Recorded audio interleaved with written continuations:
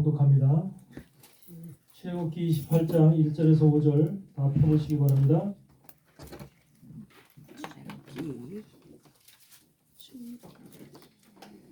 한 절씩 교독합니다.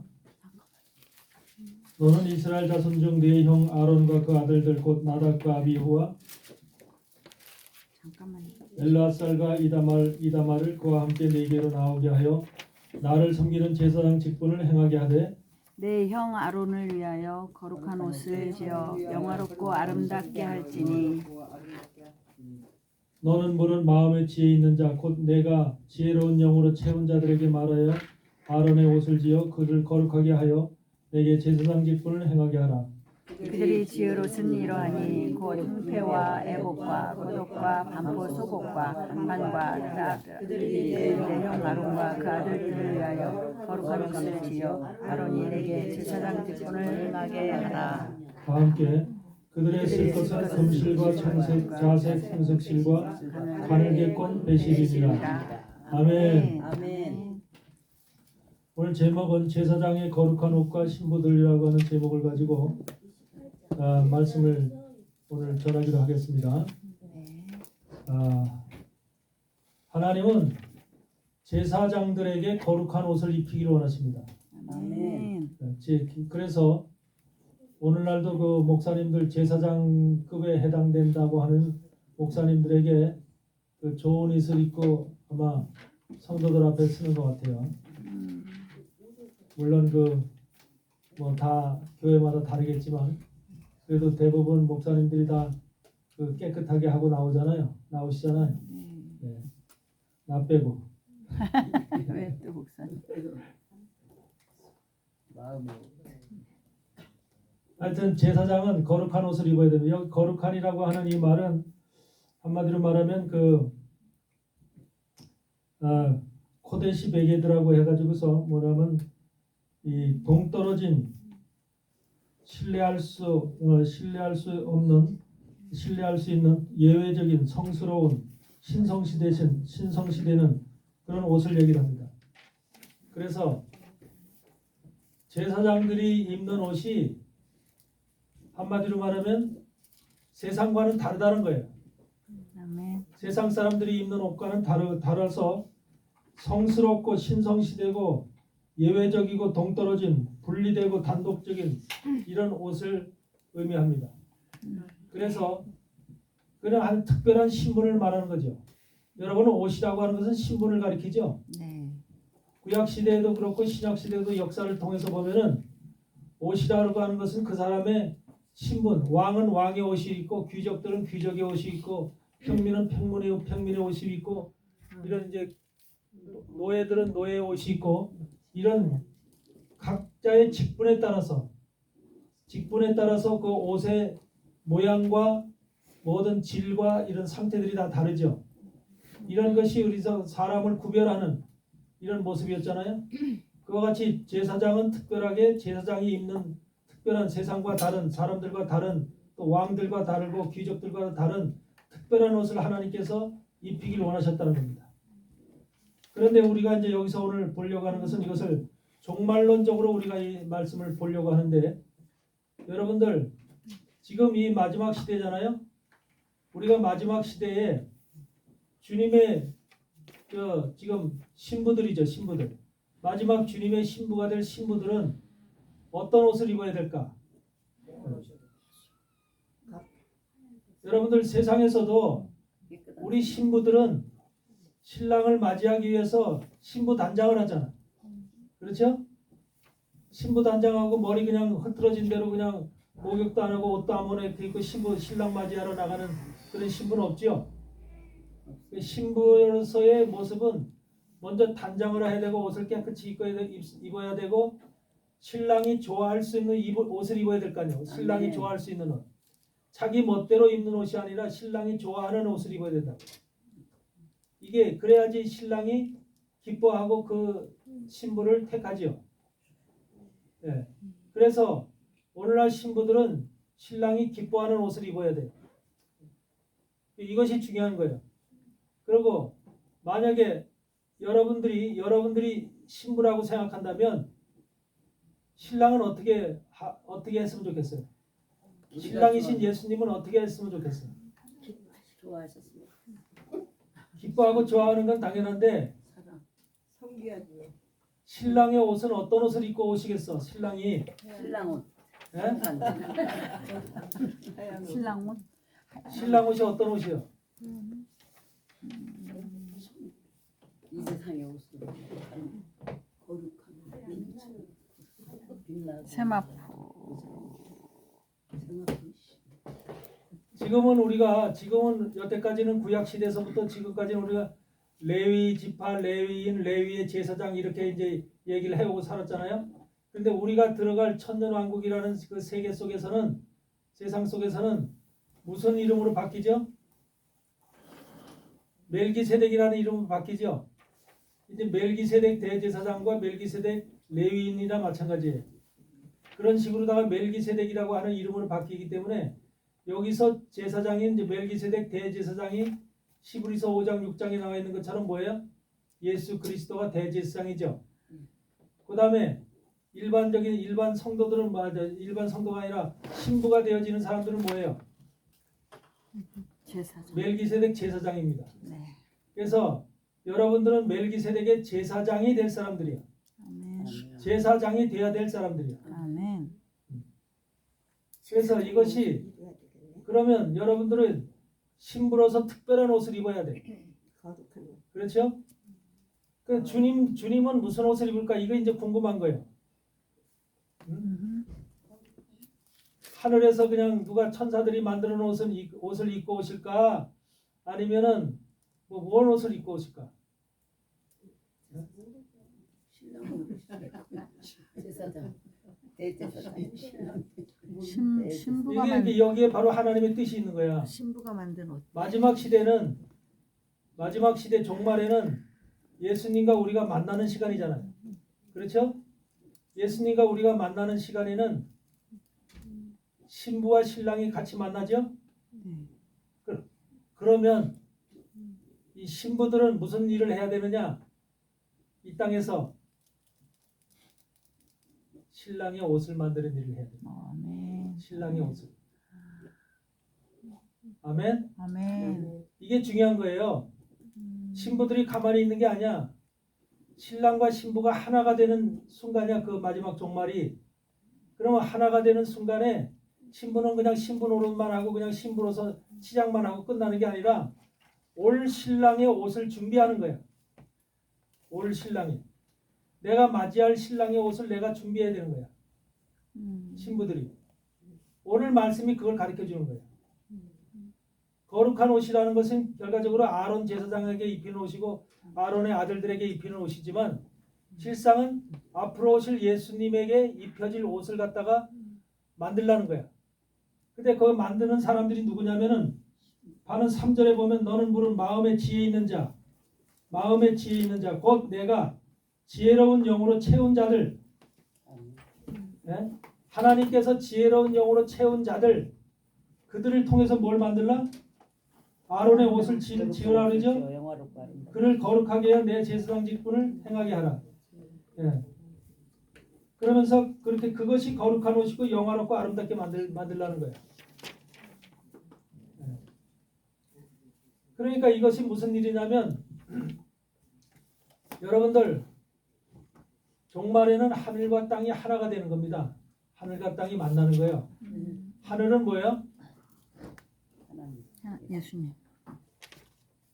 하늘은 성전을 얘기해요. 성전. 하늘은 성전이에요. 아셨어요? 하늘은 성전이고 땅은 뭐예요? 우리예요. 우리. 우리가 하늘과 성전과 우리가 만나는 거예요. 성전과 우리가. 구약 시대에 하나님께서 모세를 통해서 성막을 지으셨죠. 성막을 지으실 때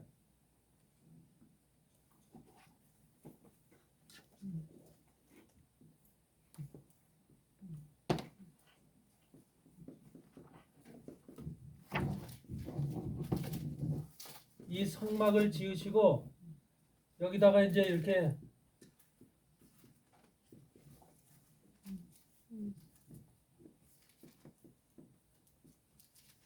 이랬는데 여기에서 지금 이것이 무슨 모습이에요? 이게 무슨 형상을 지금 우리에게 가르쳐 주는 겁니까? 단순한 성막을 그냥 얘기하는 게 아니라 여기 이 속에 들어가 있는 이 그림 속에 들어가 있는 이 성소와 지성소와 번제단과 이것 속에 들어가 있는 의미가 무슨 의미냐 이 말이에요. 네? 바로 이 성소와 지성소 여기에는 뭐가 있어요? 속죄소가 있죠. 언약궤가 있죠. 그리고 여기에는 분향단이 있죠. 그리고 여기는 등대가 있죠. 여기는 떡상이 있죠.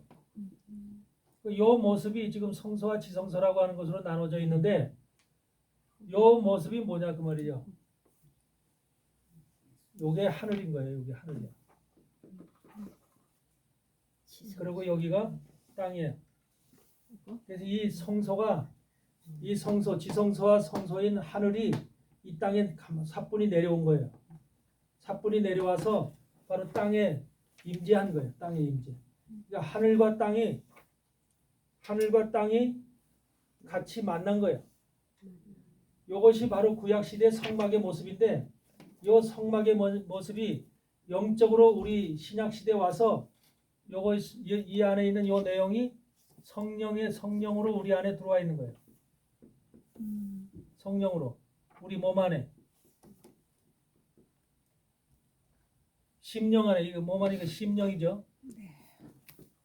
그래서 성령이 심령 안에 들어와 있는 것이 요 구약 시대 성막이 그대로 우리 안에 지금 들어와 있는 현상이야. 그러니까 여러분 속에 지금 성소와 지성소가 함께 있는 거야. 성령이 임재했다는 것은. 아멘. 아멘. 그러니까 여러분 몸 안에 지금 하늘과 땅이 하나가 돼 있는 거야. 하늘과 땅이. 그러니까 하늘과 땅이 하나가 돼 있는 이 현상이 바로 진정한 하나님의 사람들, 하나님께서 인정하는 참된 하나님의 믿음의 사람들의 모습이 돼야 되는 거예요. 만약에 이 모습이 제대로 안 갖춰져 있다. 이 모습이 제대로 안 갖춰져 있다면 그 사람은 하나님의 사람이라고 볼 수가 없어. 근데 가장 중요한 것은 뭐냐면 우리가 항상 땅에서는 뭐냐면 이 번제단 예배를 드리는 거예요. 번제단에서 예배를 드리는 거예요. 땅에서. 땅에 있는 교회죠? 네. 여기서 지금 번제단 예배를 드리는 거예요. 네. 그래서 번제단에서 예배를 드리는 것이고 이 성소와 지성소 이것은 바로 하나님의 성령이 함께하고 있는 거예요. 하나님의 직접 하나님과 예수 그리스도께서 함께하고 있는 집이야 저기가.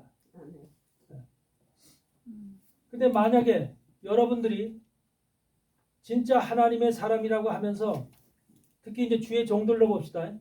주의 종들인데 일반 백성들 말고 주의 종들인데 여기는 제사장들만 들어갈 수 있는 곳이잖아요. 그렇죠? 이 성소와 지성소 안에는 제사장만 들어갈 수 있고 이 지성소는 특별히 대제사장인 아론만 1년에 1차씩 들어갈 수 있는 곳이잖아요. 그러니까 제사장만 들어가서 여기서 일을 볼 수가 있는 곳인데 이 떡상과 등대와 분향 이것을 갖다가 제사장이 들어가서 매일 이제 들어가서 일을 하시거든 여기서. 그러면 여러분 속에서 특히 제사장이 되는 종들은 떡상과 등대와 분향 이 분향단에 이것이 4개 이루어져야 되는 거예요. 4개. 어? 내가 그 내용을 전부 다 숙지해야 되고 알아야 되고 내 속에서 그것이 완전히 떡상이 등대가 분향단이 이루어져야 되는 거야. 그래야 거기에 들어갈 수 있는 자격자가 되는 것이고 하나님께서 인정하는 주의 종이 되는 거야. 만약에 여기에서 떡상이 무슨 의미인지 등대가 뭔지 분향단이 뭔지 이 의미를 제대로 깨닫지 못하고 있다면 하나님이 이 사람을 여기 들어온 제사장을 기뻐하겠어요? 속죄소 위에 앉아 계신 하나님인데 여기 영이 하나님이 계신데 이 하나님께서 기뻐하시겠냐고. 지금 대부분의 사람들이 대부분의 주의 종들이 이 내용에 대해서 굉장히 지금 등한시하고 있거든요. 등한시하고 있어요. 네. 그러면 여러분들 이 등대라고 하는 거 떡상이라고 하는 것은 뭐예요? 등대는 뭘 가리키는 거예요? 네? 등대가 몇 개예요? 7개잖아요. 일곱 등대라는 것은 결국은 뭘 가리켜요? 일곱 교회를 가리키는 거죠. 신약 시대에 나타날, 그러니까 지금 이 성서 안에는 이미 신약 시대에 나타날 일곱 교회를 지금 여기서 표현하고 있는, 표시하고 있는 거죠. 일곱 등대가 일곱 교회죠. 예. 그래서 일곱 교회의 등불은, 불빛은 어디를 비추고 있어야 돼요? 떡상. 떡상을 비추고 있어, 이쪽을 비추고 있어야 되죠. 떡상은 뭘요? 12지파의 12떡상이죠. 12개의 떡이 있죠. 그러니까 이건 뭐예요? 율법이죠. 구약의 율법이죠. 율법과 선지자의 글이죠. 떡상은 구약의 말씀인 거예요. 네. 근데 등대가 떡상을 비추라고 얘기를 하고 있잖아요. 그런 신약의 말씀이, 복음이 어디를 비춰야 된다는 소리예요? 복음이 구약의 말씀을 비춰야 된다는 소리예요. 구약의 말씀을. 구약의 말씀과 신약의 말씀이 별도가 아니라 신약의 말씀, 예수님이 오셔서 제자들 통해서 증거하신 그 증거의 말씀들이 구약의 말씀을 쫙 비춰줘야 된다는 거예요. 그것이 바로 성서에서 지금 시대에서, 지금 시대의 교회에서 이루어져야 될 일인 거예요. 그러면 신약의 말씀이 구약의 말씀, 율법과 선지자의 글을 비추고 있는 이유는 뭡니까? 신약의 그 불빛이, 등불이 저걸 비추라고 하는 이유는 뭐예요? 그 안에 예수 그리스도가 있으니까. 예수 그리스도를 예표하니까. 오실 예수님을 예표. 구약의 말씀, 이 율법 속에는 뭐가 들어있어요? 오실 예수님. 의가 들어있죠. 의의 말씀이라 그러죠. 그래서 구약의 말씀은 의의 말씀이에요. 그 의라는 것이 예수님이죠. 예수님이기 때문에 이 예수님을, 구약 속에 있는 예수님을 복음으로 비치라는 거예요. 아멘. 그래서 로마서 1장 17절에 뭐라고 되어 있습니까? 복음에는 하나님의 의가 나타나서, 그래야 안 그래요? 복음에는 하나님의 의가 나타나서, 복음에는 예수 그리스도의 복음 속에는 하나님의 의는 뭐예요? 구약의 말씀 속에 있는 예수 그리스도가 나타난다는 거예요. 구약의 말씀 속에 있는 의의 말씀이 신약 복음 속에 나타났다는 거예요. 한마디로 꽃을 핀 거예요. 꽃을 핀 거예요. 나무가 있으면 꽃을 피고 잎사귀가 열리고 꽃을 피고 열매가 열려야지 그 눈으로 우리가 보잖아요. 그것이 바로 신약의 복음이에요. 예수님은 실질적으로 이 땅에 오셔서 우리처럼 사람의 모습으로 오셔서 그것을 잎사귀를 내시고 꽃을 피시고 열매를 맺음으로 우리에게 보여줬어요. 아름다운 모습을, 좋은 소식을 보여줬다고. 그게 예수님의 모습이죠. 예수님이 이 땅에 오신 모습이에요. 그래서 근데 그 복음 속에는, 잎사귀 속에, 열매 속에, 꽃 속에, 이 속에는 뭐가 담겨 있어요? 의, 뿌리 속에서 올라온 의의 물이, 의의 생명수가 그 속에 담겨져 있어요. 여러분들 뿌리에서 물이 안 올라오면은 이 나무가 잎사귀가 열릴 수 있어요, 없어요? 말라 죽지요. 동일하게 마찬가지로 뿌리로부터, 뿌리라는 것은 구약이에요. 구약의 말씀 속에서 올라오는 생명의 말씀이, 생명의 물이, 의의 말씀이 올라와서 줄기를 통해서 공급돼서 잎사귀가 열리고 열매가 열리고 꽃을 피는 이러한 화려한 모습으로 나타난 거예요. 그래서 그 복음 속에는 그 알날이, 그 속에 뭐가 들어있다? 구약의 말씀이, 율법의 말씀, 선지자의 글들이 들어있다는 거예요. 거기에 대해서 예수에 대한 기록이 들어있다는 거죠. 그래서 복음에는 하나님의 의가 나타나서 믿음에서 믿음에 이르게 하나니, 그래서 복음으로, 복음의 신약으로다가 의의 말씀인 구약을 들여다 볼 수 있는 힘이 있고 능력이 있어야 되는 거예요. 그래야만 그게 바른 종이 되는 거예요. 그리고 여러분들도 믿음에서 믿음에 이르게 하려면 신약의 복음만 알아서 믿음에서 믿음에 이르게 하는 게 아니라, 믿음이 성장하는 게 아니라 복음으로다가 구약의 말씀을 조명해서 그걸 지켜서 그 속에 있는 의의 말씀을 발견해내는 사람들이 바로 진짜 하나님의 종들이라는 거예요. 지난 시간에도 한번 얘기했다시피, 그래서 사도 바울도 로마서 28장에서 뭐라 그래요? 로마에서 복음을 전할 때 뭘 전했어요? 모세 율법과 선지자의 글 속에 있는 예수 그리스도를 전했다 그러잖아요. 모세 율법과 선지자의 글에 있는 예수 그리스도를 전했다. 지금 그것이 주의 종들의 사역이 되어야 되는 거예요. 사명이 되어야 되는 거예요. 다시 모세 율법과 선지자 구약의 말씀 속에 있는 바로 이 떡 속에 있는 떡 속에 들어있는 바로 그 예수 그리스도 의의 말씀을 여기서 그 등대가 7개의 촛대가 바로 여기를 조명함으로 인해서 이걸 밝혀내는 거예요. 밝혀내는 거. 이것이 바로 주의 종의 진정한 사역이 되어야 되는 거예요. 이 구약과 신약을 딱 나눠놓고 이것과 이것을 분리시켜 놓고 이것은 이 말씀이고 이건 이 말씀이다 나눠놓은 게 아니에요. 이게 다 서로 연결되어 있는 거예요. 예. 그래서 이것이 등대라는 불을 비쳤을 때 이 떡 속에 있는 떡의 의의 말씀이 드러나죠. 캄캄한데 뭐가 보여? 예? 밝혀야지 보이지. 그래서 이것이 바로 우리에게 너무너무나 중요한 거예요. 그래서 이것을 지금 이것이 구약 시대는 이미 구약 시대는 이 시대는 뭐야? 등대가 나타나지 않았어요. 등대가. 그렇죠? 이미 하늘에서 이것이 이미 예언되어 있는 내용이라는 거예요. 성서. 하늘의 성서에서는 이미 예언되어 있고 모든 것이 정해진 내용이라는 거예요. 이것이 미래에 이루어질 일이라는 거죠. 그래서 모세 이후로 이것이 바로 이 시대에 우리가 신약 시대가 주님 2000년 전에 등대가 일곱 등대가 나타나서 결국은 이렇게 떡상을 비치는 이런 모습이 이제 진정으로 이제 우리에게 나타나게 된 거죠. 그래서 이런 모습이 있고 그러면서 이제 요 두 모습을 우리가 제대로 알아야 돼. 제대로 이해를 하고 깨달아야 돼. 주의 종이라면 자기가 이 모습을 갖추고 있어야 되면서 동시에 이 내용이 지금 어떤 내용인가를 확실히 우리가 분별하고 알고 깨닫고 있어야 되죠. 또 분향단은 뭐예요? 분향단. 속죄. 분향단의 향은 어떤 향이야? 분향단에서 피어져야 되는 향은 기도. 소합향, 풍자향, 나감향. 이 세 향이 기본적인 하나님 앞에 드려지. 거기에다가 플러스 유황이 돼야만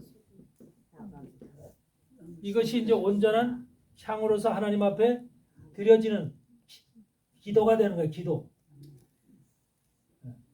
근데 여기에서 분향단에서 올라가는 기도는 어떤 기도가 올라가요? 여기에서 그냥 단순히 소야향 풍자향 나감향이라는 것도 제대로 이해를 못하는데 거기다 유황까지 더해가지고 그것만 올라가는 게 아니야.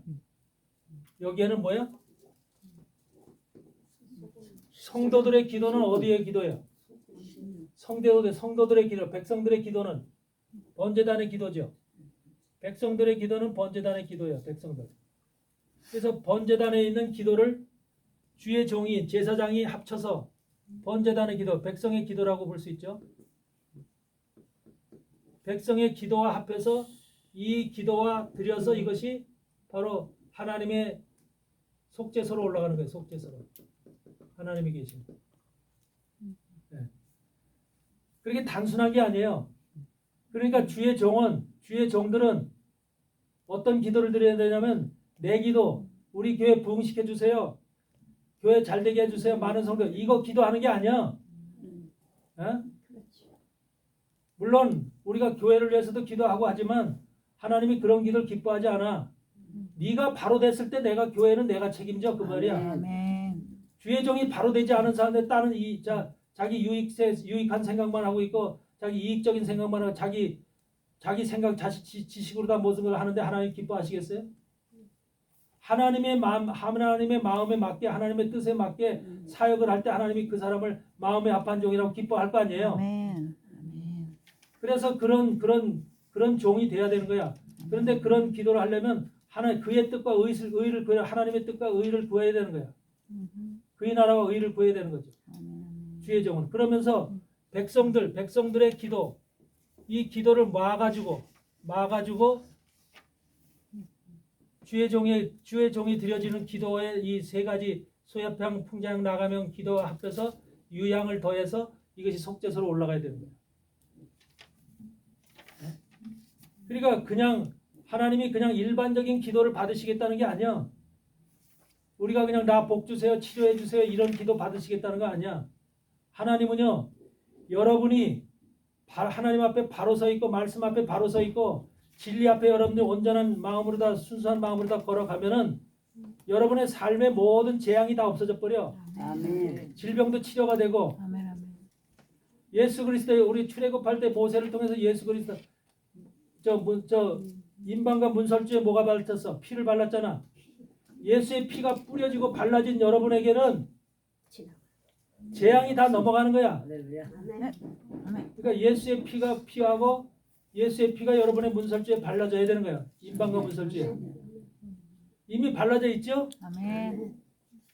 이미 발라져 있는 여러분 속에는 세상의 어떤 풍파와 어떤 환난과 이런 것도 다 지나가는 거야. 이것이 하나님이 우리에게 약속하신 약속이야. 근데 예수의 피가 안 발라졌다면 그 사람은 죽게 돼 있어. 그 재앙이 그대로 그 집을 통과해. 지금 고난주간이잖아. 고난주간이니까 예수의 십자가 6월절 시간이잖아. 6월절의 시간이잖아요. 예수님이 십자가 질 시간이 다가오는 거잖아. 이런 고난주간에 바로 여러분은 예수의 피가 어떤 의미가 가지고 있는데 예수의 피가 여러분 속에 뿌려져야만 되는 것이고 그 예수의 피가 뿌려진 사람은 세상의 어떤 환난과 여러 가지 문제와 근심과 걱정으로부터 다 그 재앙이 다 물러간다는 거야. 이렇게 말씀 안에서 말씀으로 내가 일치가 되면 나의 삶이 평안과 안식이 오는 거예요. 그게 안 오기 때문에 그게 돼 있지 않기 때문에 평안이 없는 거야. 안식이 없고 그냥 매일 고통 속에서 환난 속에서 어려움 속에서 사는 거야. 인생들이 교회를 다니면서도 이게 바로 우리의 지금 말씀을 제대로 깨닫지 못하면 바로 이런 현상들이 오는 거야. 말씀이신 하나님은 말씀대로 행하시거든. 말씀을 믿고 말씀을 따르는 그 사람들에게 그 말씀이 그대로 이루어지게끔 하거든. 말씀은 살았고 운동력이 있고 혼과 영과 관절과 골수를 쪼개기까지 하며 그렇게 우리 몸 깊숙이 우리 속 깊숙이 해부하고 수술하거든. 그럼으로 인해서 그 속에 있는 모든 악한 것들을 다 끄집어내고 이런 일을 하시는 게 말씀이야. 아멘. 근데 오늘날 마지막 시대가 될수록 말씀을 소홀히해. 말씀을 소홀히하고 전부 다 그냥 잘못된 길로 걸어가. 세상에서 지금도 한국도 보면은 신사도 교회들은 부흥을 해. 신사도 교회. 신사도 교회가 무슨 교회야? 병 고치고 안수해서 뭐 그냥 기적 일어나고 뒤로 넘어가고 그냥 뭐가 보인다, 환상 보인다, 예언한다. 이런 교회들이야. 예? 그런 일을 하나님이 안 하신다는 게 아니라 그런 것에 치중하면 안 되는 거야. 하나님은 말씀 가운데 걸어갈 때 자연적으로 치료가 되게 돼 있어. 모든 문제가 해결되게 돼 있고. 그렇게 별짓을 다 해서 이상한 짓들을 해야만 치료가 되는 게 아니야. 근데 사람들은 그런 외형적으로 눈에 보이는 것에 치중해다. 이것이 지금 우리 현대 지금 신앙인들의 큰 문제인 거야. 그래서 이 분향단이라고 하는 것은 저런 것을 갖춰야 돼. 소야평 풍자양 나가면 주의 종이라면 제사장은 자기 자신이 소야팡의 기도를 드려야 되고 풍자양의 나가명의 기도를 드려야 돼. 이 내용을. 이게 향단에 올리는 거야. 이것을 우리는 여러분들 일단 아시고 이것이 하늘의 내용인데 하늘이 땅과 결합이 되어 있는 이 상태가 바로 성막의 모습이라는 거예요. 그것이 신학 시대에 와서 여러분들 속에 지금 성막이 그대로 임재해 있다는 거. 그래서 제대로 성막이 임재되어 있는 사람들은 바로 이 성막에 있는 내용을 온전히 이해하고 깨닫고 그것이 내 속에서 이루어져야 된다는 거. 성막은 와 있다고 하는데 성막과는 관계없는 성막에 있는 내용과는 전혀 알지 못하는 이런 삶을 산다면 우리는 안 되는 거죠. 특히 그래서 주의 종들의 경우에는 일반 백성들은 번제단에 예배를 드리고 그냥 매일 번제단 왔다 갔다 하는 것으로 예배 드리면 되는 거야. 그렇게 큰 문제가 없어. 일반 백성들은. 그런데 주의 종은 번제단의 기도 가지고 되는 게 아니야. 그 사람들은 여기를 직접 들어가야 되는 거야. 무시무시한 데를. 여기 잘못 들어가면 죽는 데야. 여기를 들어가는 데이기 때문에 자기 모습이 하나님이 보시기에 합당한 모습이 되지 않으면 죽는 거야. 그 인생이 끝나는 거야. 여기. 그래서 우리는 이 내용부터를 잘 알아야 돼. 이해되세요? 아멘. 네.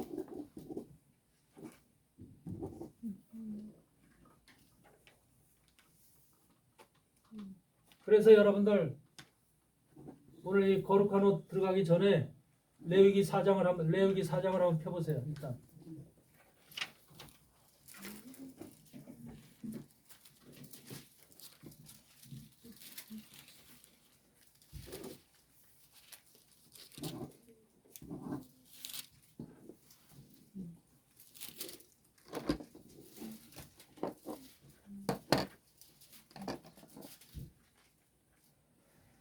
레위기 4장을 보면은 속죄제를 드리는 규례라고 되어 있죠. 속죄제를 드리는 규례라고 되어 있는데 여기에서 보면 제사장의 속죄, 제사장도 죄를 져야 안 져요? 저요. 제사장도 죄를 짓죠. 네.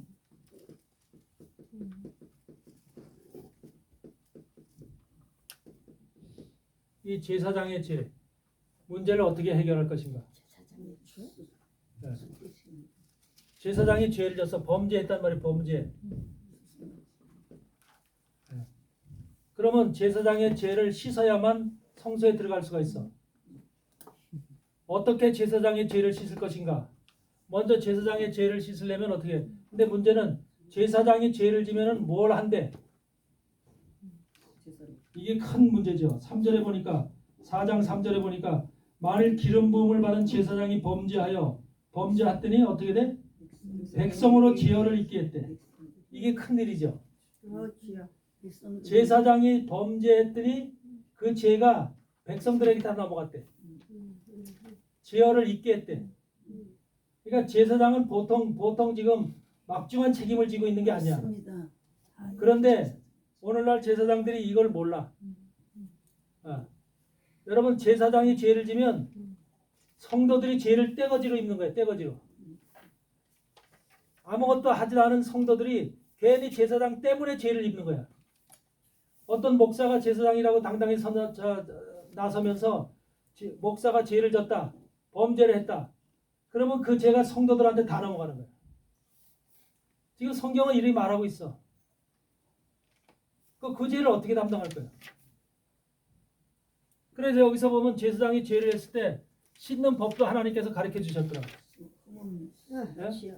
흠없는 수송아지죠? 수송아지를 끌어다가 잡아서 이 수송아지를 어떻게 해? 머리에 안수하는 것은 뭘 하는 거예요? 죄 전가. 죄의 전가지요. 네. 죄를 전가해. 죄가 떠넘겨진 사람은 어떻게 해야 돼? 죄값은 죽어야죠. 사망이다 그랬죠? 죄값은 사망이다. 그러니까 죄의 값으로 죽어야 돼. 수송아지가 죽는 거지. 제사장이 죽어야 될 것을 수송아지가 대신 죽는 거잖아 지금. 그렇죠? 송아지 죽여가지고 잡잖아. 잡아가지고 어떻게 해? 속죄 제물로 삼아야죠. 막그 피를 가지고. 피를 가지고 언제 수송아지에서 나온 피를 가지고 어디를 들어가? 회막에 들어가죠. 회막이라는 건 바로 이 안이죠. 성소 안에 들어간다는 거예요. 바로 성소 안에 그냥 이렇게 있으면 이 자체 여기가 회막이요. 회막에 들어가서 어떻게? 피를 어디다 뿌려? 그냥 손가락에 그 피를 찍어 여호와 휘장 여호와 앞에 휘장 앞에 7번 뿌리죠. 그 다음에 7번 뿌리고 그 다음에는 뭐예요? 그 피를 가지고 또 어디다? 향단불에 바르죠. 왜 향단불에 바를까? 왜 향단불에 발라요? 기록된 죄를 사하기 위해서. 여러분이 주의 종들이 지은 죄가 어디에 기록되냐면 하늘 성소의 향단불에 기록돼. 향단불에. 그래서 이거는 하늘 성소의 향단불은 바로 죄를 기록하는 것이야. 예레미야 17장 1절에 보면 나와 있어. 나중에 예레미야 17장 1절을 찾아보세요. 그러면 유다의 죄는 단불에 기록되었거늘 그렇게 돼 있어요. 단불에 기록되었거늘. 그러니까 백성들의 죄는 어디 기록돼요? 백성들의 죄는 번제단 뿔에 기록돼요. 번제단 뿔에 기록되는 것이 달라. 네. 그러니까 주의 정도는 무시무시한 곳에 기록되는 거예요. 죄가 하늘의 향단뿔에 하늘 법정의 상단뿔에 기록되고 일반 백성들은 번제단뿔은 뭐야? 예배단이죠. 예배단. 이 땅에서 예배하는 예배단이죠. 그래서 예배단에서 회개하는 사람들은 자기 죄가 사해지는 거야. 번제단뿔에 기록된 사람은 번제단은 예배단이기 때문에 예배하면서 하나님 내가 이렇게 실수했습니다. 잘못했습니다. 범죄했습니다 하면은 그 죄가 하나님이 그걸 용서해 주는 거야. 사해 주시는 거야. 근데 주의 종은 하늘에 기록됐네. 하늘에 기록됐으니까 이것은 어떻게 손을 쓸 수가 없어. 그래서 제사장이 바로 이와 같은 향단불에 피를 바르지 않으면 이게 씻어지질 않아. 그래서 향단불에다가 죄를 갖다가 이렇게 도말시키는 거지. 향단불에 피를 발라서 도말시키는 거예요. 도말. 죄의 기록이 보이지 않도록. 이런 것을 하고서 그 다음에 남은 피를 가지고 어디에? 남은 피를 가지고 나와서 번제단 밑에 뿌린다 그러죠. 번제단 밑에 땅에 뿌리죠. 번제단 밑에. 네. 그러니까 번제단 밑에 땅에 뿌린다는 것은 바로 뭐야? 이 땅에 내 육체 속에다 뿌린다는 거야. 육체 속에다. 남은 피를. 제사장의 육체 속에. 예배드리는 단의 번제단 속에 육체 속에 뿌린다는 거야. 이것이 바로 향단불에 죄가 기록된 바로 제사장들의 모습이야. 그러고 보니까 주의 종 되고 싶은 마음이 싹 사라졌네. 무섭네.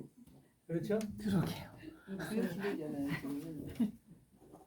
주의 종 아무나 되는 거 아니야. 만일에 제사장이라고 하지 난 좋아하는데 무서운 거예요. 제사장은. 왜 그러면 책임을 져야 되기 때문에. 엄청난 책임이 있는 거예요. 지어 그래서 이렇게 하면서 또 뭘 하냐면 여기에 있는 수송아지를 잡아서 여기에서 나오는 뭐야? 내장과 제거해. 기름 예? 기름과 이런 것들을 어떻게 해요? 전부 다 제거하죠. 떼어내. 번제단에서 불태우죠. 떼어내서 이걸 바로 화제라고 그러죠. 화제. 하나님 보게 드리는 화제다. 예? 그래서 여기서 간의 꺼풀과 간의 꺼풀과 콩팥 두 콩팥과 여기 특별히 간의 꺼풀 그런 거 나오죠. 내장. 콩팥 콩팥, 두 개의 콩팥과 간에 간의 꺼풀 이런 것들을 전부 다 마서 어떻게 해다 기름하고 다 합쳐서 번제단 뿔에 불태우라 이렇게 되죠. 그럼 왜 하필이면 간. 여러분 몸속에 있는 왜 간과 지금 하나님이 특별히 지금 이 속죄제 화목제 드리면서 번제 드리면서 간과 지금 콩팥을 들먹이잖아. 그렇죠? 여러분 간과 콩팥이 무슨 특별한 죄를 졌길래 저렇게 지금 한마디로 불태워야 돼. 예? 거기에 저장. 이것까지 다 알아야 되는 거야. 이런 내용까지. 왜 하필이면 하나님은 콩팥과 간까지 지금 인생들에게 있는 간까지 지금 수송아지의 콩팥과 간을 끄집어서 그걸 불태우라 그러는지. 지어 예? 쌓여서 달라리 그냥 무지한 백혈이야. 백성이 알 수가 있어요.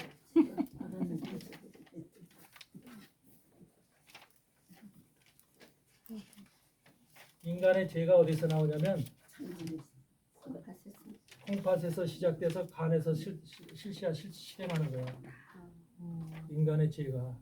그래서 간띠라고 불렀다.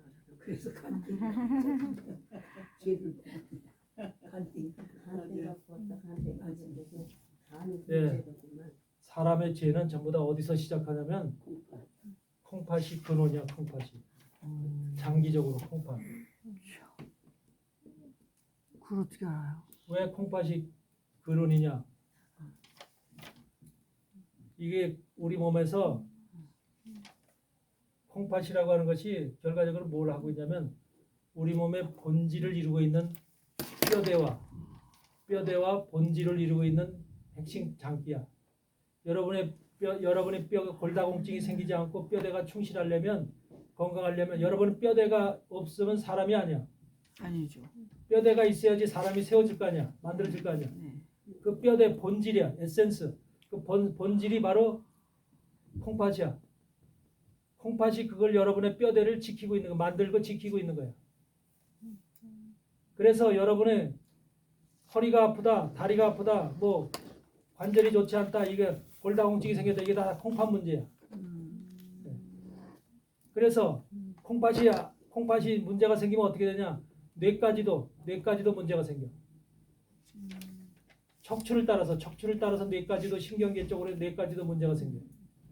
그래서 콩팥은 모든 우리 몸에 인간이 타락한 이후에 모든 사단이 우리 유전자까지 염색체 유전자 세포까지 침입을 해서 온 전신이 우리는 사단의 글자로다가 다 새겨져 있어.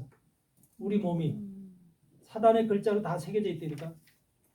하와가 타락할 때 그냥 타락한 것으로 끝나는 게 아니야. 우리 사단의 말을 받아들였잖아. 하나님의 말 대신 사단의 말을 수용했잖아. 그 수용한 것이 바로 인간 속에 그대로 세포까지 염색체, DNA까지 전부 다 그것이 전부 다 기록됐다는 거예요.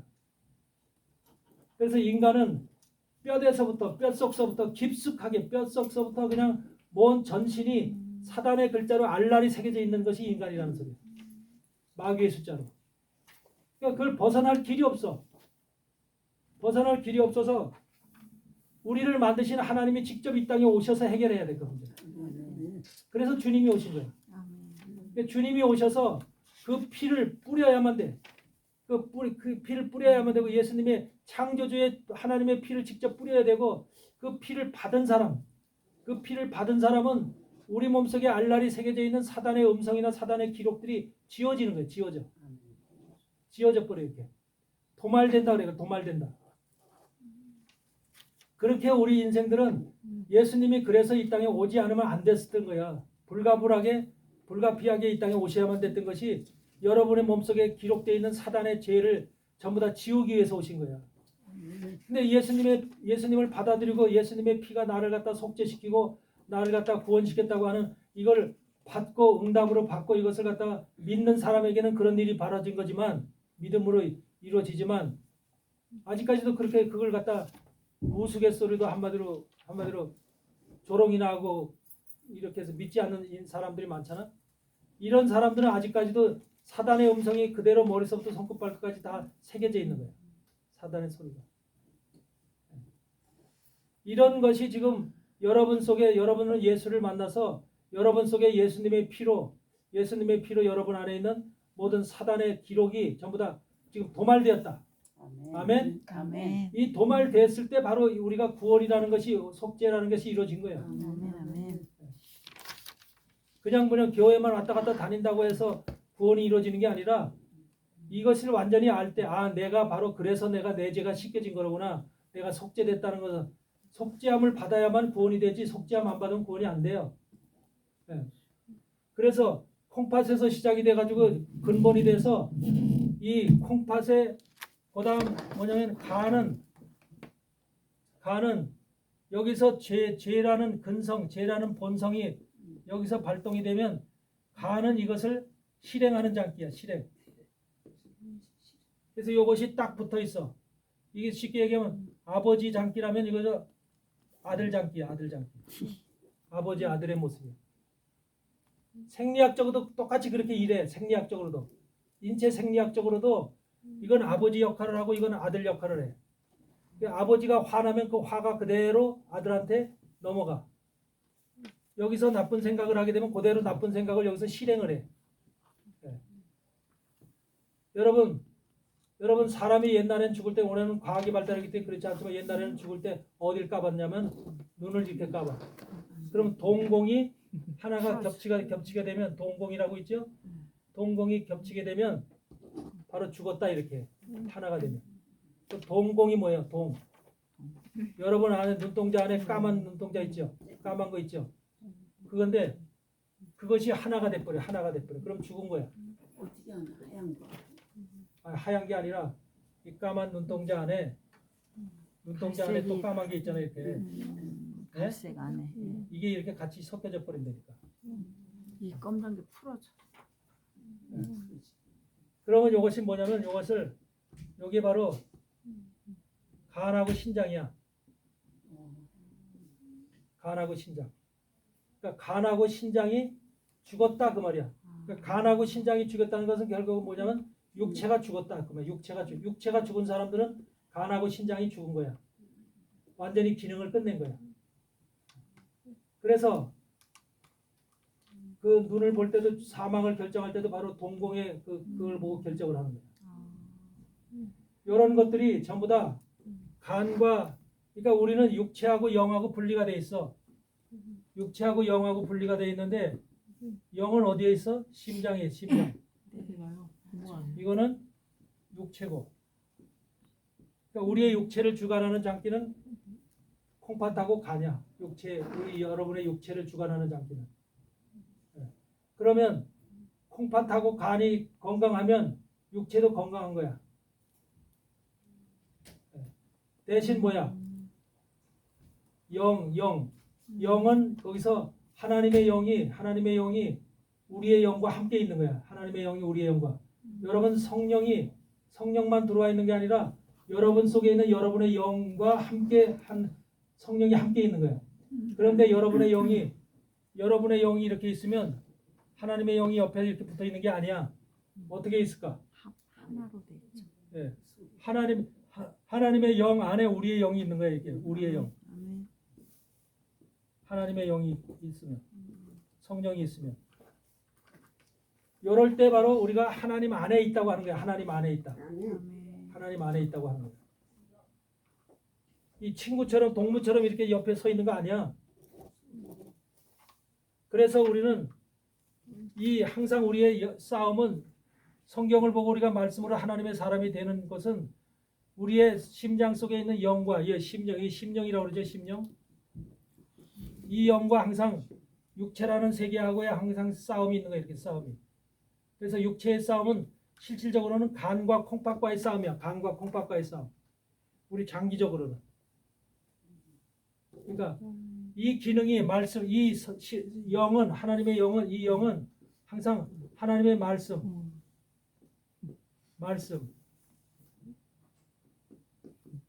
말씀과 성령과 기도로만 무장이 될 수 있는 거야.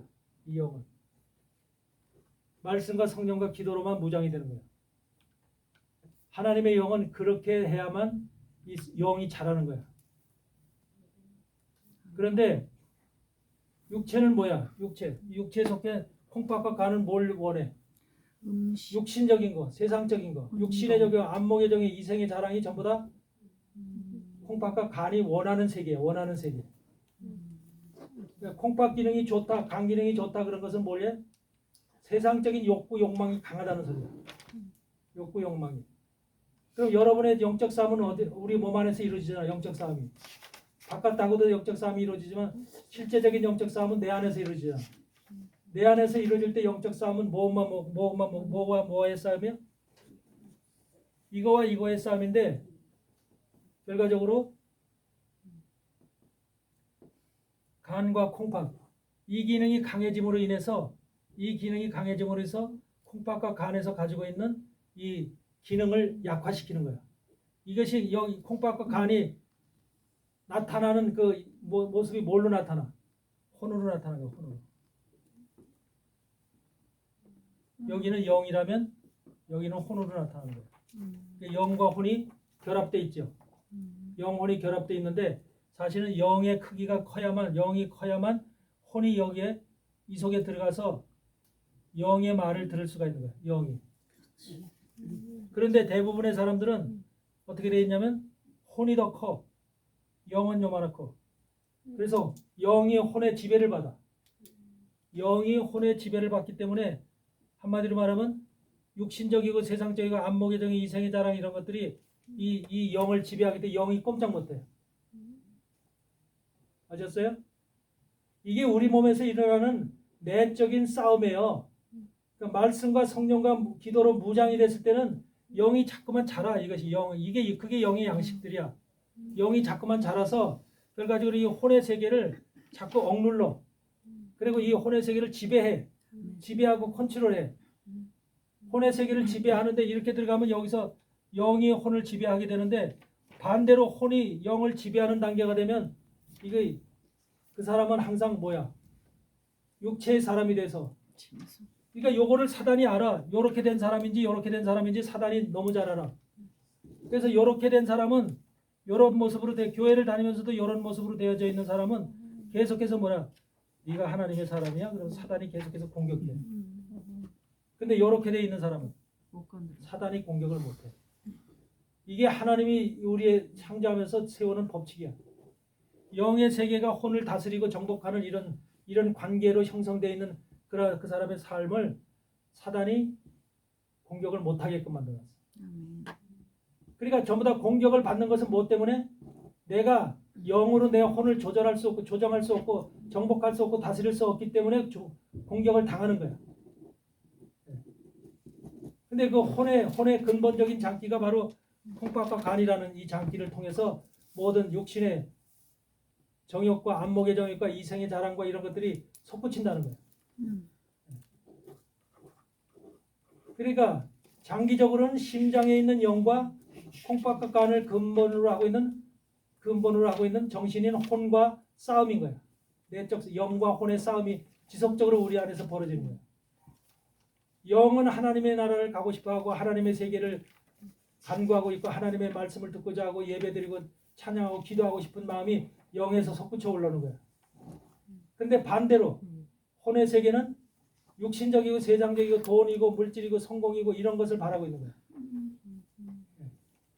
그러니까 그 두 세계가 우리 안에서 계속 충돌하잖아. 그래서 영적인 사람은 결국은 이 세계를 죽이는 거야. 이 기능들을 다 약화시키는 거야. 약화시켜. 기능들. 그럼 기능들을 약화시키면은 건강이 나빠지는 거 아니냐 이렇게 생각할 수도 있겠지. 절대로 그런 게 아니야. 이 육체를 주장하는 콩팥과 간이 이 혼의 속성을 가지고 있는 이 콩팥과 간이 영 안에 들어 있으면 뭐를 믿죠? 이 영은 하나님의 영이잖아.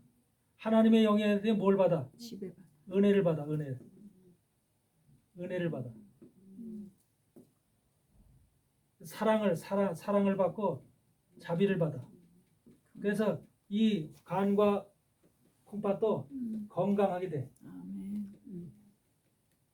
그러니까 하나님은 정복하고 다스린다고 해서 그걸 죽이는 게 아니야. 우리가 육체를 가지고 살아있는 한은 어떻게 해야 돼? 목숨이 붙어있는 한은 저 장기들이 제 기능을 발휘해야 되잖아. 그렇죠? 그런데 하나님께서 그거를 잘 발휘하도록 도와주는 거야. 그런데 그것이 발휘가 안 되는 사람들은 이 기능이 강한 사람들은 어떻게 돼? 이게 혼으로다가 오히려 영을 정복하고 있는 이런 사람들 경우는 이 사람들은 매일 어떻게 해? 혼의 기능이 강력하니까 육체의 기능이 강력하니까 매일 돈 하면서 사는 거야. 그리고 그 말이 맞는 거야. 아까 얘기했죠. 간땡이 분 사건들이 매일 발생하는 간땡이 붓는 사건들. 그 말이 괜히 나온 게 아니야. 간땡이 부면 어떻게 돼? 화나고 짜증나고 스트레스 받고 막 그냥 열나고 눈이 충혈되고 골치가 아프고 막 그러잖아. 네. 그 간땡이 붓는 일이 바로 요런 혼의 기능이 강력한 상태일 때 영의 기능이 혼 때문에 지금 발휘를 못하고 있는 거야. 요렇게 된 사람은 어떻게 돼? 교회 가기 싫지, 예배 드리기도 싫지, 기도하기도 싫지, 말씀 보기도 싫지, 다 그런 거야. 그런 사람들. 이런 사람들이 지금 세상에 훨씬 많은 거야. 그래도 하나님의 사람들은 요 모습으로 살아가는 건데 지금 하나님의 사람들도 많은 사람들이 잘못된 말씀을 듣고 제대로 이해를 못하고 성경 말씀을 깨닫지 못함으로 인해서 이것을 어떻게 이 기능이 이렇게 돼야 되는데 이렇게 지배를 받아야 되는데 오히려 지배를 못 받고 이것이 이만큼 혼의 기능이 이만큼 강력해서 왔다 갔다 하는 거예요. 왔다 갔다. 이것을 성경은 뭐로 얘기했어? 남편과 아내로 비유한 거예요. 남편과 아내. 바로 영이 뭐야? 영이 남편이야. 혼이 아내야. 그러면 가정도 남편이 아내를 정복하고 다스리도록 성경은 만들어진 거예요. 성경은 그렇게 말씀하고 있는 거예요. 그러니까 아내는 남편한테 순종하도록 만들어진 거야. 근데 이게 뒤집어졌잖아, 세상이. 뒤바뀌었잖아. 그래서 만약에 남편이 나이가 먹어서도 힘을 쓰고 그러면 아내한테 어떻게 쫓겨나지, 결국은. 그런 세상으로 바뀌었잖아. 그러니까 이 남편과 아내의 관계를 바로 영과 혼의 관계로 그걸 갖다가 지금 표현하고 있는 것이고, 이것이 바로 남편이 사실은 누구야? 예수님이야, 예수님. 우리의 그 신부들은 바로 혼이 신부의 역할인데, 아내가 이게 신부들인데, 아내가 예수님에게 복종해야 되는데 예수님에게 복종하지 않는 이 모습, 이 모습이 바로 우리에게 있어서는 안 되는 거죠. 그래서 우리도 이런 성경이 말씀하는 그 말씀의 원리 속에서 이걸 잘 우리가 지키고 따라야 되는 거예요. 아멘. 아멘. 그래서 우리는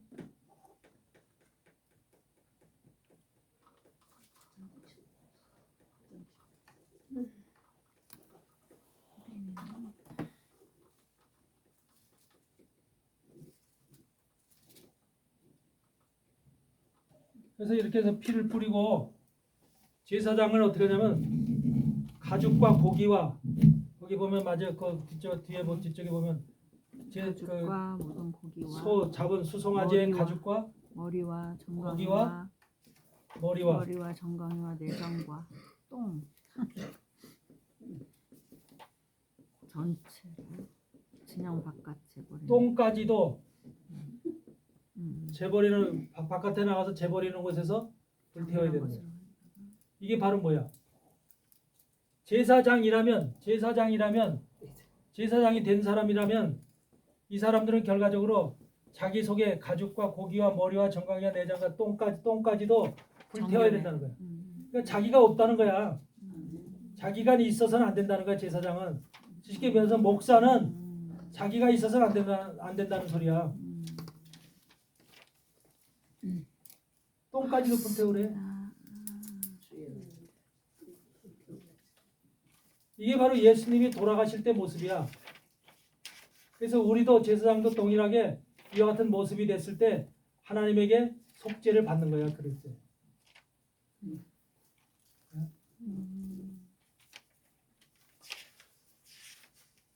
여러분은 이 중에서 내 고기와 내 머리는 중요하니까 남겨두고 나머지만 태울게요. 이래서는 안 되는 거잖아. 전부 태워야 되잖아. 그래서 이런 제사장이 죄를 범죄했을 때 이와 같은 절차를 통해서 그 죄가 씻어진다는 거. 얼마나 이것이 과정도 복잡하고 힘들어. 그렇죠? 여러분, 백성들이 죄를 졌을 때는 번제단, 아까 얘기했던 번제단에, 여기 번제단에서 번제단 뿔에만 피를 바르면 돼. 어린 양이라든지 염소라든지 잡아서 번제단 뿔에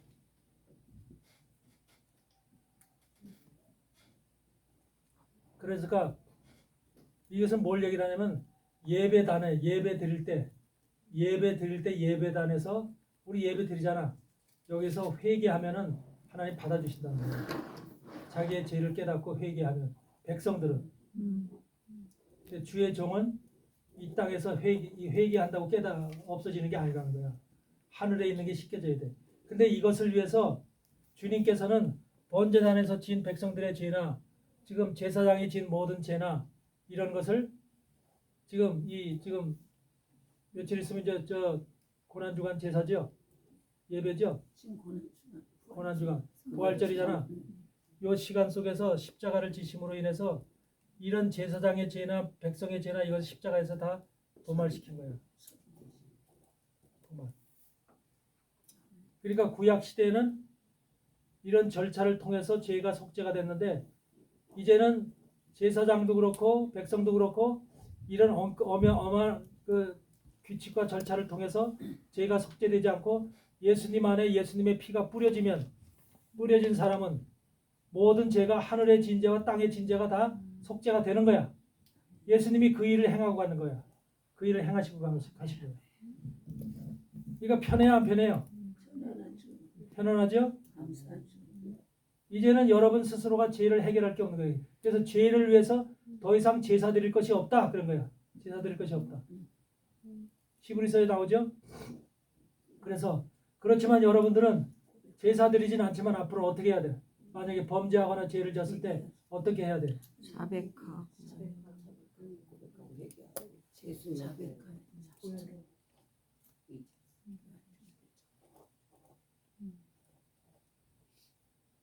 그러니까 여러분들이 지금까지 살아왔던 모든 지금 믿음 안에서 그게 일반적인 생각 속에 지금 다 용서하시고 제사장이나 성도들이 가지고 있는 이 인식이잖아요. 하나님에 대한 지식의 인식이 바로 그렇다니까. 입으로 회개하면은 다 씻어지는. 회개할 필요는 있죠. 그런데 뭐냐면 우리가 그래서 기독교에서 뭘 얘기를 해요? 여러분들이 이 말씀을 깨달았다면 온전히 내 죄가 어떻게 씻어지는지를 깨달았다면 내가 해결할 수 없는 죄를 주님이 해결했다면 거기에 대한 감사함이 있죠. 그리고 내가 매일매일 어떻게 나가야 돼요? 그러면 새로운 모습으로 새로운 삶으로 변화돼 나가야죠. 이게 성화의 모습이죠. 우리가 성화돼 나가야 되죠. 그러면 여러분들이 성화되지 못하는 근본 원인이 뭘까? 우리가 왜 깨달았는데도 바뀌지 못하는 이유가 뭘까? 말씀이 없어서. 그대로 재수 죄성을 그대로 가지. 예수님의 피로 죄성이 다 사라지는 거야. 그런데 그 죄성이 그대로 있다는 것은 바로 고쳐지지 않았다는 소리야. 그거는 말씀이 나를 깨우치지 못했다는 소리야. 말씀이 깊이 내 속에서 나를 감동시키지 못했다는 거야. 그래서 말씀은 말씀이고 나는 나라는 식의 이런 삶을 살고 있기 때문에 변화가 안 일어난다는 거야. 말씀이 내 속에 들어오면 변화가 일어나게끔 돼 있거든. 근데 말씀이 안 들어왔기 때문에 그대로 사는 거야. 밥 먹듯이 그 죄를 반복하면서 사는 거야. 이게 문제라는 거죠. 말씀이 그렇게 힘이 없는 게 아니거든. 능력이 없는 게 아니거든. 들어오면 변화를 시켜. 근데 안 들어왔다는 소리야 그게. 근데 사람들 입으로만 그냥 내가 무슨 죄 졌어요 용서해 주세요 이러면 되는 걸로 알아. 그리고 또 나가서 또 반복해 그 죄를. 얼마나 이게 하나님 볼 때 한심하겠어. 그러니까 말씀을 깨달아야 되는 거예요. 구약의 말씀도 깨닫고 신약의 말씀도 깨달아서 내 속이 변화를 받지 않으면 말씀이 근데 들어오게 되면 나를 변화시켜줘요. 변화가 되게 돼 있어. 이것을 여러분들이 온전히 깨닫기 바라요. 일단 우리는 예수님으로부터 이런 십자가 지심으로 인해서 피를 흘리심으로 인해서 모든 것이 이미 다 우리에게는 죄가 도말됐다라는 이 사실, 이것이 우리에겐 너무너무나 감사한 거예요. 그래서 이것을 믿고 여러분들이 이번 주 부활주간도 맞이하시길 바라요. 좀 쉬었다 하세요. 네, 잠깐 쉬었다 합시다.